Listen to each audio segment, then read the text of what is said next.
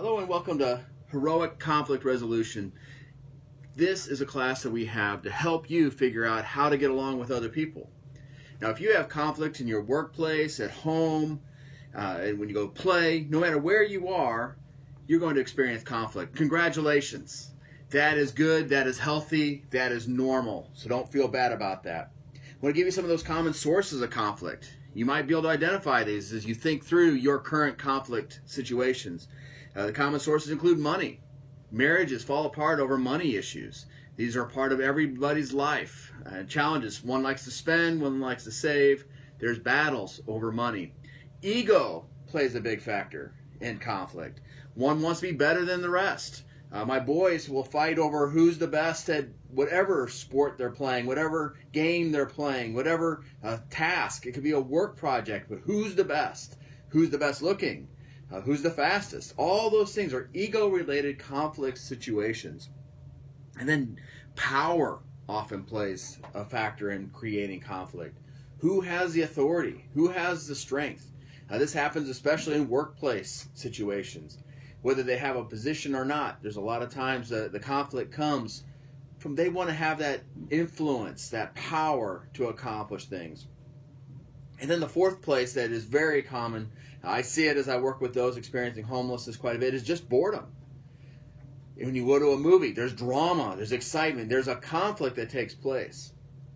Without that conflict, life can be pretty boring.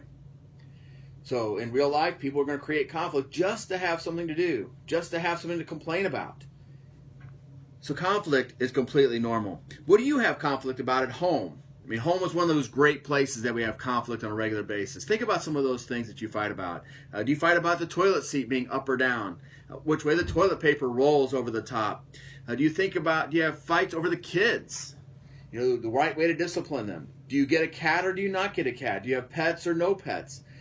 All sorts of things. Who does the laundry? Who does the dishes? All those things are battles within the home. But again, those same things, money, power, ego, and boredom, all play a factor in what causes battles in the home. When I was a child fighting with my brother, it was typically because we were bored, and we would start off with a wrestling match or who could punch each other in the arm a few times. All those were things that created big conflict. Now at work, what are those things that cause conflict for you? Think about those. Consider those. They could be the policies of your current place. You don't like the policies, or you love the policies, but there's a battle that takes place. I once worked at a place that actually divided into two teams. The conflict was so large. It wasn't even just two people. It was two entire followers of those two people. Just a battle over the policies, procedures, how things needed to be done, the purpose of the organization. All those were battles. Expectations can create conflicts.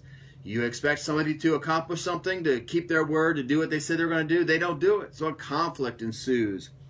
Sometimes there's just different goals. People come to a job with their own agendas. Everybody has a bit of an agenda, something they would like to accomplish. Some may just want a paycheck. Some would like to change the organization. Some would like to change the world. But between all these people, they got to somehow figure out how to work together. Again, money, ego, power, boredom always play a factor, particularly at workplace conflicts. So be aware of those areas and start to identify those. Some other things that create conflict are those who are slackers, those who are just annoying people. Those are all things that create conflict. And you know those people. And hopefully if you don't know who they are, you might want to look in the mirror because it's probably you. Also at play. Conflict even happens at play. You remember the playground. Boys would be punching each other all throughout recess. Most of my battles in grade school were hour-long fights, and the teachers never broke them up. I'm not sure what they were doing, probably not paying attention. But there were rules in place, and some would violate the rules, so there's conflict around that. If you go to a baseball game, there's a bad referee call or a bad judge call or whatever. You're fighting over what was decided by the judge. So all sorts of things happen. But let's take a look at what happens, though, if we avoid that conflict. We have it. It's normal. It's part of who we are. But a lot of folks try to avoid it. You know, some of the normal reasons, well, it's just too small. It's not important enough to have this fight over. I don't want to rock the boat. I just want peace. It's external peace, not necessarily internal peace that they're looking for. It'll just go away on its own. People think, well, conflict will go away on its own. That never happens. We must deal with it. Or your conflict is with your boss and you're afraid. If I confront my boss, I may get fired. I may lose my job. There's these fears that take place. And typically fear is really the reason that keeps people from fighting. But the question is there really anything that is too small to fight about? My boys once had a fight over an empty candy wrapper. They came to blows over an empty candy wrapper. I could not even believe and fathom why they would fight over this candy wrapper. But it was probably something to do with power, ego. Probably didn't have anything to do with money in that case. But definitely boredom played a role in that whole thing. So let's take a look at some of the things that actually cause, that avoiding conflict can cause. These are just the 5 leading things that take place when you avoid conflict. So I'm challenging you in this first portion of this course to decide today, I am going to engage in conflict. For good or for bad, I am jumping in. I'm going to do my very best. And don't worry, we're going to give you 4 steps to take place that will help you to accomplish this in a way that is safe and healing and can lead to good success. But if you choose to avoid it, that's fine. We're going to talk about the ramifications of that. First are health issues that take place. You have heart disease is the #1 killer of people. If they don't deal with these things, they're building you up inside. They are killing you inside. Asthma has been linked to conflict avoidance. Obesity. People eat to medicate their hurt and their pain from these conflicts that they've been avoiding. Diabetes has been attributed to avoiding conflict, as well as depression. I think depression is the most obvious of those, but definitely make sure that you deal with those. But other things that take place, other things in work, there's an increased sick time that takes place if you avoid conflict. 78% of mistakes in an organization, particularly administrative sort of organizations, take place because of conflict in the workplace that is not being resolved. Due to communication breakdown, all sorts of things can go wrong. Mispricing, accidents take place. People physically get hurt, run over by a forklift, as I've heard recently, because somebody wasn't communicating right. Also burnout, lack of innovation. And you can probably think of tons of other results of not dealing with conflict in the workplace. And you can't say, well, it's the boss's job to resolve the conflict, or it's that person over there's job. You are now the person engaged to do this. Here at Grit University, we want you to be the one to make a difference. We can't sit back and just hope somebody else does it. Hope is not a strategy. We need to step in and help out. At home, results of not dealing with conflict: divorce, abuse, addiction, stress. Could have a generational impact. The way you handle conflict right now is the way your children and grandchildren are going to deal with conflict. So if you don't do it, if you don't do this well, if you avoid it, or you go to another extreme of violence, it's going to impact the next generation. And again, you can probably think of many other things that are a result of not dealing with conflict.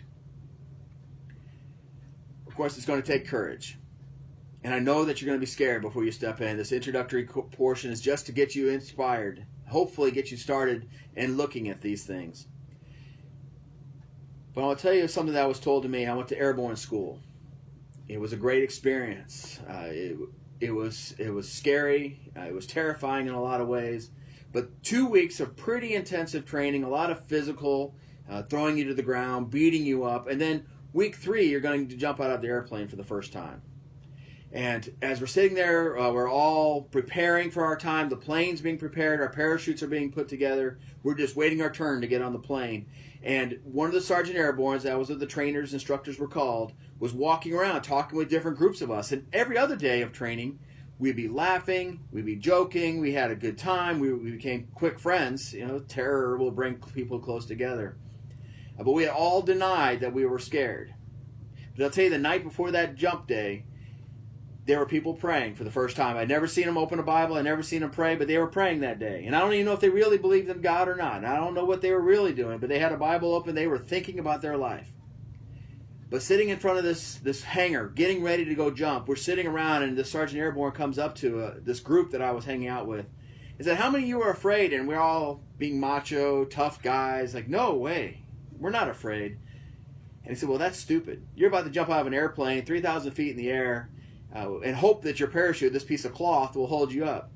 No, courage is jumping in. Courage is taking the opportunity to go even though you're afraid.